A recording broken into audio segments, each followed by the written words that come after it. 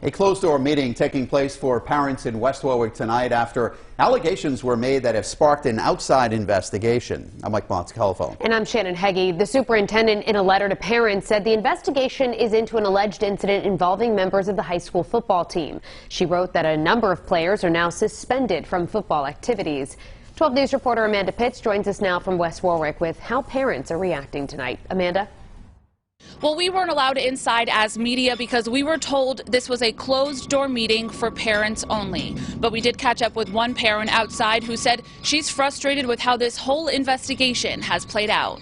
And people probably left more upset than they arrived. Frustrated parents in West Warwick following allegations at the high school that are now under investigation.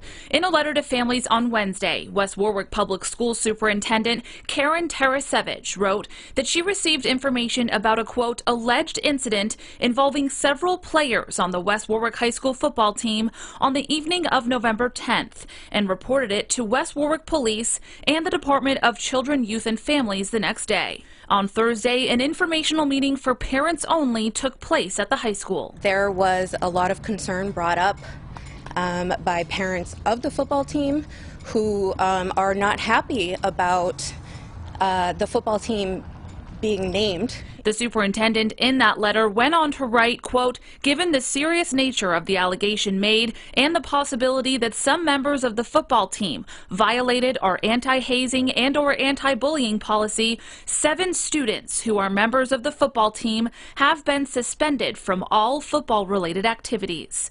That's what parents are taking issue with. If no details can be given, no details should be given. Tarasevich followed up with another letter to parents, saying her previous letter caused confusion and concern. In an attempt to clarify things, she writes that there has been no final determination or consequences assigned related specifically to the outcome of the investigation. And once the outside investigator makes a determination, if any consequences are deemed appropriate, that will be addressed at that time. We asked the superintendent to clarify if those students were given the previous mentioned consequences. Tarasevich replied, quote, at this point, we need to let the process play out before a final determination can be made. Parents are just worried about how this is impacting their kids. This is going to be hanging over their last season forever. In West Warwick, Amanda Pitts, 12 News.